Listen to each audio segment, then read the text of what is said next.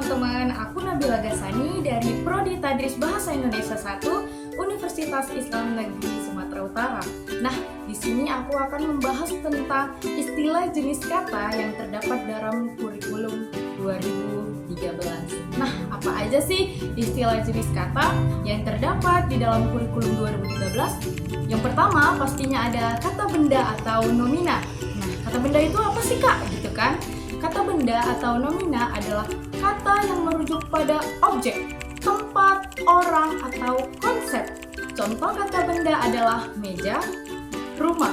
Ya, kalimat sederhananya bagaimana? Ini adalah meja. Yang kedua pastinya ada kata kerja atau verba. Nah, kata kerja atau verba ini menunjukkan tindakan atau aktivitas. Contohnya adalah makan, bermain, belajar. Dengan mempelajari kata kerja, siswa dapat mengungkapkan aktivitas yang mereka lakukan seperti contohnya nih, saya makan nasi. Nah, jadi teman-teman bisa nih membuat contoh kata kerja dari kalimat-kalimat yang lainnya. Yang ketiga ada kata sifat atau adjektiva. Nah, kata sifat atau adjektiva menambahkan keterangan pada kata benda seperti ukuran, warna, ataupun kualitas. Contoh kata sifat adalah baik, besar, dan indah. Nah, kata sifat ini memperkaya kalimat. Contohnya apa? Pohon itu besar atau rumah itu sangat cantik. Nah, itu adalah contohnya ya. Yang keempat kita masuk kata keterangan atau adverbia. Nah, kata keterangan atau adverbia ini menjelaskan kata kerja, kata sifat atau kata keterangan lainnya, terutama dalam hal waktu, tempat, atau cara. Misalnya kata cepat dalam kalimat, ia berlari dengan cepat. Memberikan informasi lebih lanjut tentang cara atau suatu tindakan yang dilakukan. Nah, teman-teman bisa nih mencari tentang kata keterangan tersebut. Nah, yang kelima ada kata ganti atau pronomina. Sudah tidak asing lagi ya kata ganti ini. Kata ganti itu apa sih?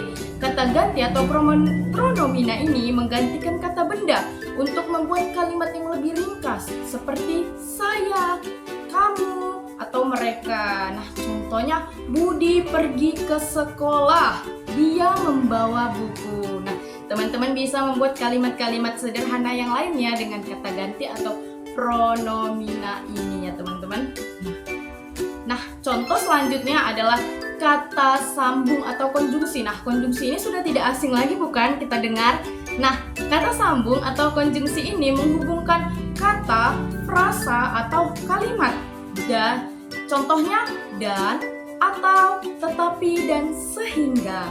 Dengan kata sambung, siswa bisa menggabungkan ide dalam satu kalimat. Misalnya, Ali dan Budi pergi ke taman. Nah, kata sambung ini sangat tidak asing lagi bukan? Ataupun yang disebut sering kita dengar dengan konjungsi. Nah, teman-teman bisa nih membuat kalimat dengan kata konjungsi dan, tetapi, sehingga dengan kalimat-kalimat sederhana untuk teman-teman. Selanjutnya ada kata depan atau preposisi. Nah, kata depan itu apa sih? Kata depan ini menunjukkan hubungan tempat, waktu, atau arah dalam kalimat seperti di, ke, dan dari.